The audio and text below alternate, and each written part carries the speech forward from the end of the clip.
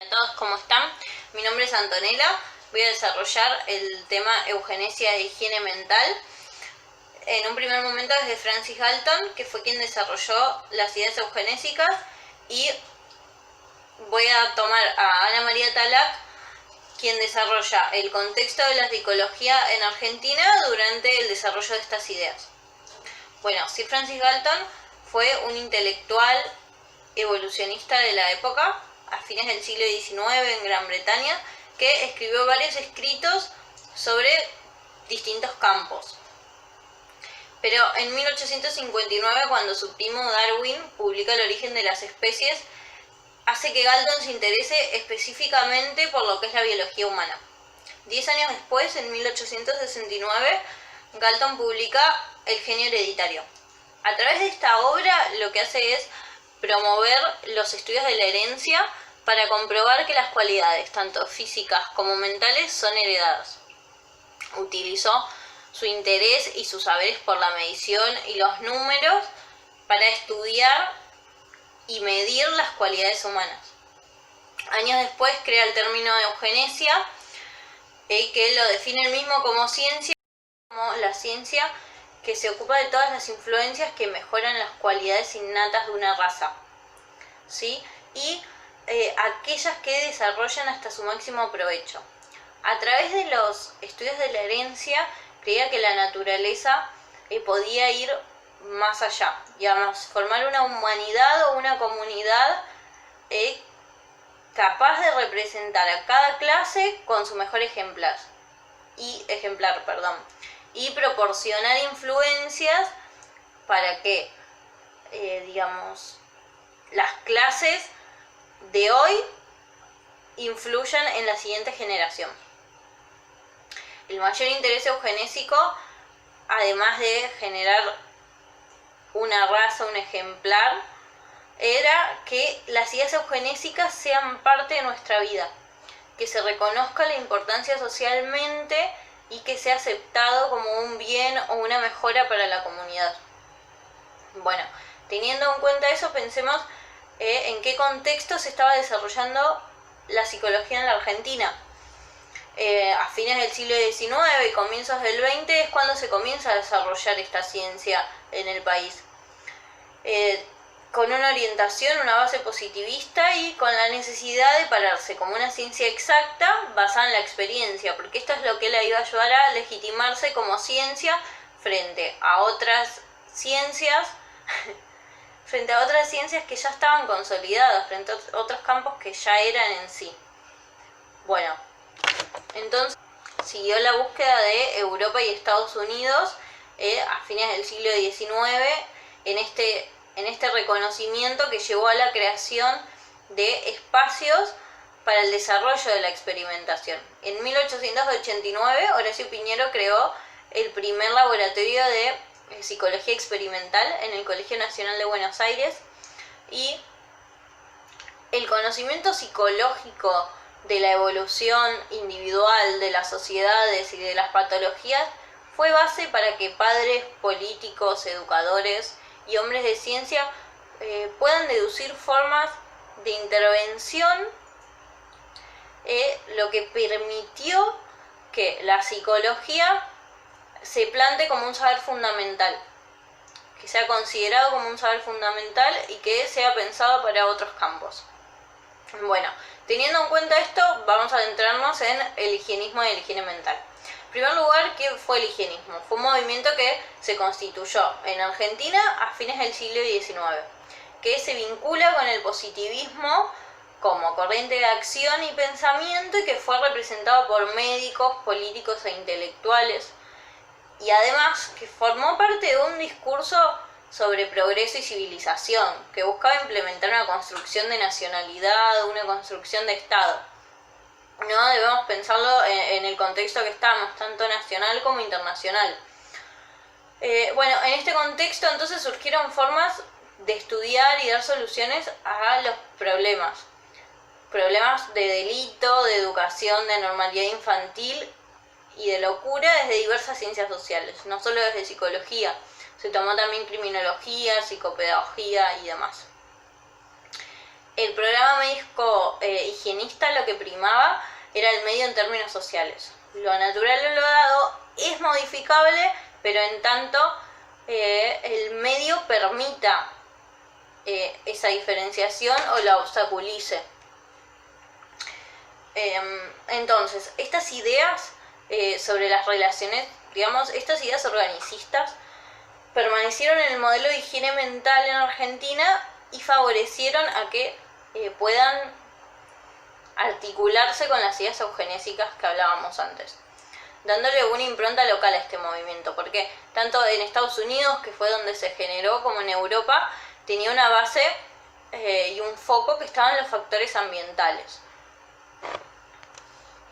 La higiene en general y la higiene mental en particular se articularon con ideas eugenésicas. La eugenesia fue una disciplina práctica y ligada íntimamente a proyectos políticos.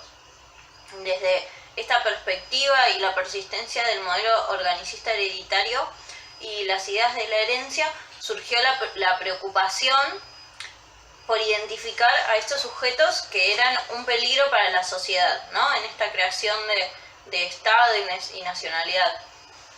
Lo que llevó a la producción y a los conocimientos y a la utilización más bien de conocimientos para identificar grados y tipos de anormalidad, ¿sí? Se vinculó esto a la herencia filogenética y ontogenética, lo que quiere decir que abarcaba tanto caracteres físicos como físicos como psicológicos, y la cuestión era qué papel tenía el ambiente en ello. El desarrollo anormal suponía una degeneración cuya causa era hereditaria. Pero una de las razones que más justificaba el tratamiento y la asistencia de los anormales era el peligro que representaba su reproducción. El Estado lo que trataba era de controlar las diversas formas de desórdenes que podían atentar contra un desarrollo normal de la nación, con esto que hablábamos, y de formas manifiestas, junto a tres formas específicas. Junto a la justicia, desde proyectos de castigo modelador, desde la educación, desde una educación pública e instituciones para menores, para desamparados y de otros anormales. Y bueno, desde la medicina, como vimos, desde la higiene social.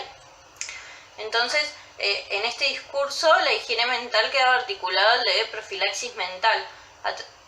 La eugenesia era básicamente preventiva en nuestro país, a través de las nociones de degeneración, raza e inmigración, retomando la relación entre inmigración y locura que existía a fines del siglo XIX. La higiene mental fue definida por Arturo Meguino en 1935 como la prevención de la desadaptación psíquica de la sociedad actual a través del mejoramiento del medio. Por eso también es preventiva. Entonces, la profilaxis mental en ese marco insistía en el diagnóstico precoz y consideraba que la anulación de las causas individuales en la sociedad presente eran necesarias para evitar consecuencias perjudiciales en la sociedad futura, lo que suponía una selección y segregación para evitar la propagación de la anormalidad. La nacionalidad argentina, siempre pensándola en estos tiempos, fines del siglo XIX, comienzos del XX, se hace una diferenciación en razas superiores y razas inferiores, ¿no? En base a la formación de las nacionalidades que estaba haciendo en Europa. Las ideas de degeneración racial se ven como contraparte de dos actitudes de la comunidad local, digamos. Una que aceptaba de buena manera, por decirlo así, lo que es la inmigración, y otra contraparte que lo rechazaba.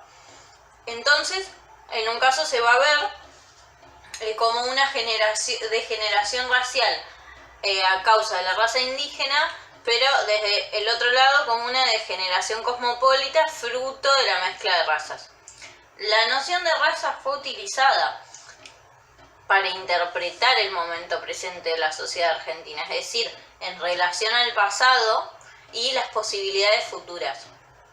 La discusión estaba vinculada a la formación de una raza superior. Al ser una sociedad heterogénea en Argentina, se planteaba qué mezcla era la mejor, ¿sí? Ya que, como dije recién, la heterogeneidad de las razas en Argentina era muy chocante decir una única raza. Entonces la discusión era esa, ¿qué raza iba a ser la mejor? ¿Qué mezcla de razas iba a ser la mejor? Entonces, la nacionalidad va a quedar vinculada a eso, a la formación de una raza superior y estable, ¿sí? Vemos acá también cómo están implantadas las ideas eugenésicas. Bueno, entonces, esta idea se instaló en Argentina desde la política y desde la agenda médica también, y fue objeto de medidas preventivas, como las medidas higiénicas y las profilácticas, o sea, las eugenésicas. Basado siempre en aspectos hereditarios, se tomó al inmigrante como el ejemplo más desvalorizado y a la vez como quien tenía el mayor potencial si se era educado en una educación nacional y estable. En el ámbito de la psicología evolutiva académica, también desde la primera década del siglo XX, se estudiaron fenómenos y actitudes psíquicas según las variables de edad, sexo y raza.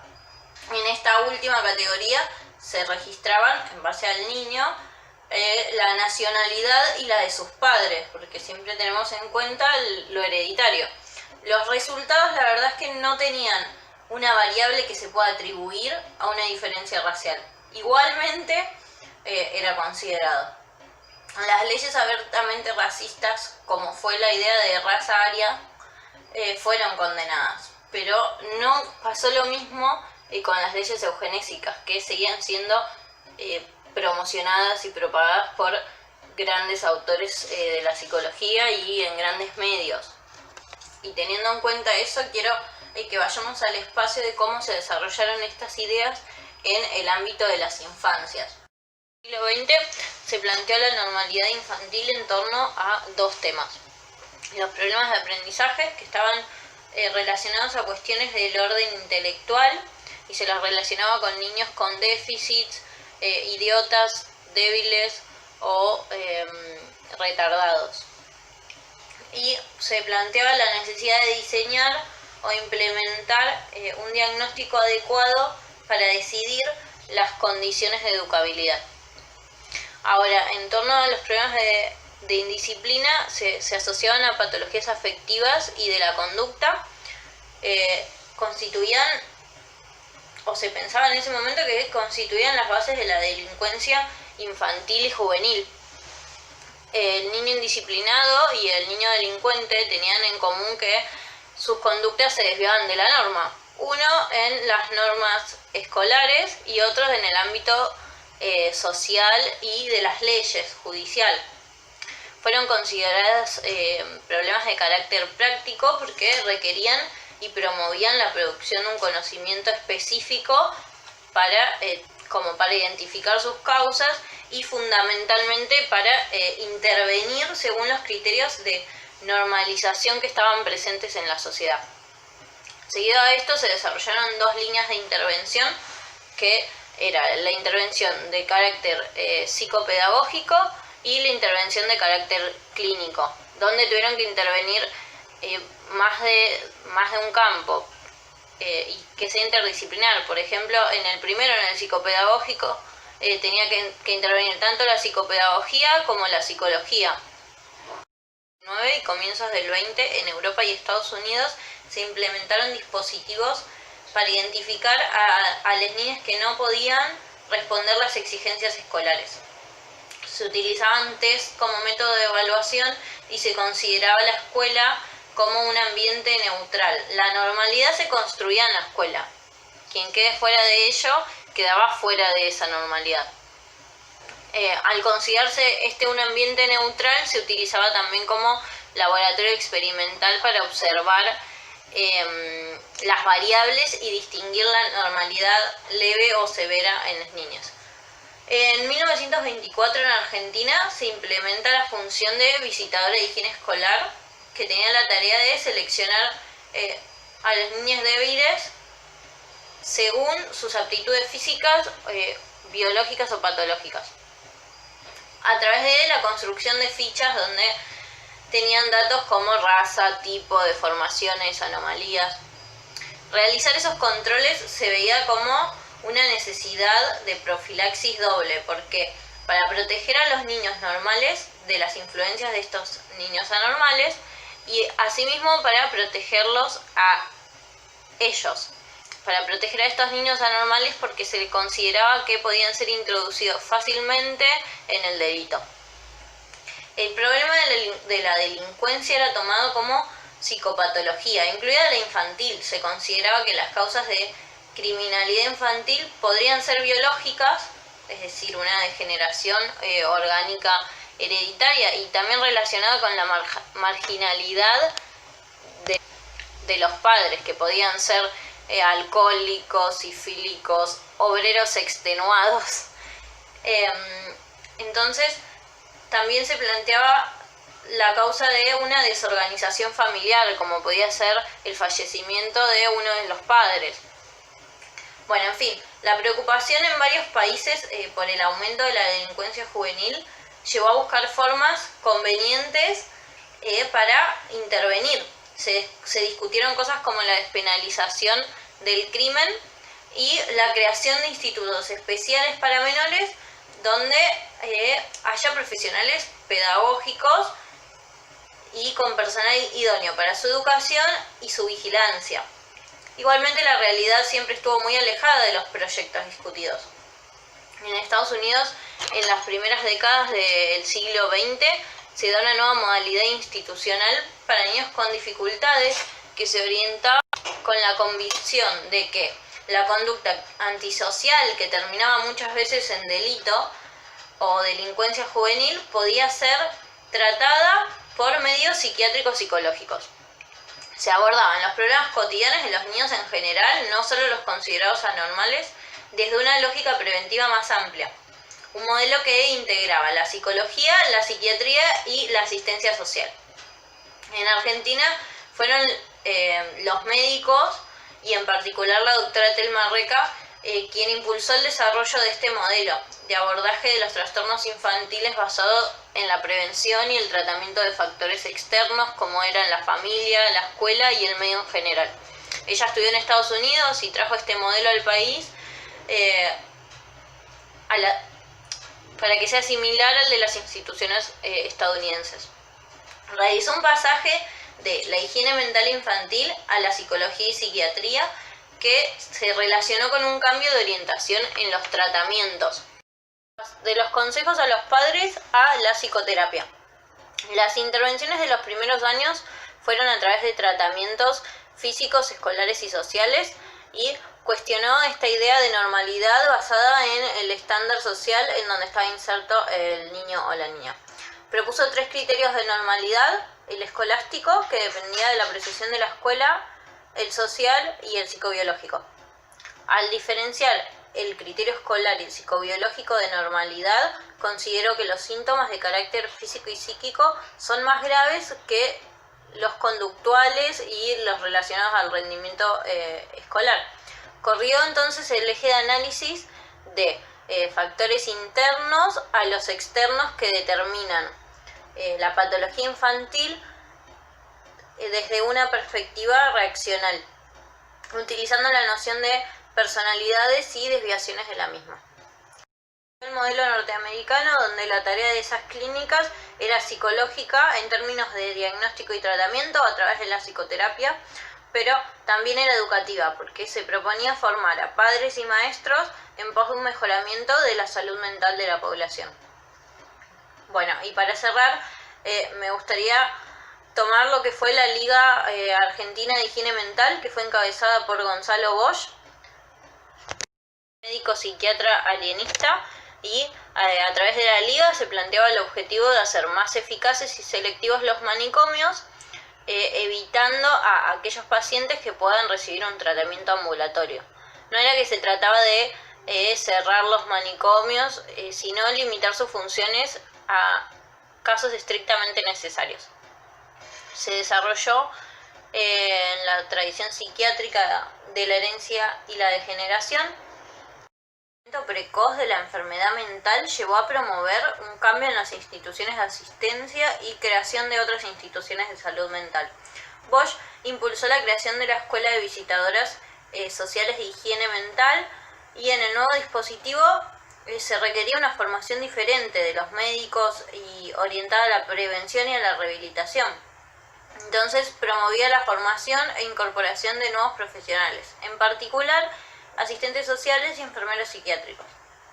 La higiene mental propugnaba una mirada psiquiátrico-social y destacaba el papel de la asistencia social y la rehabilitación.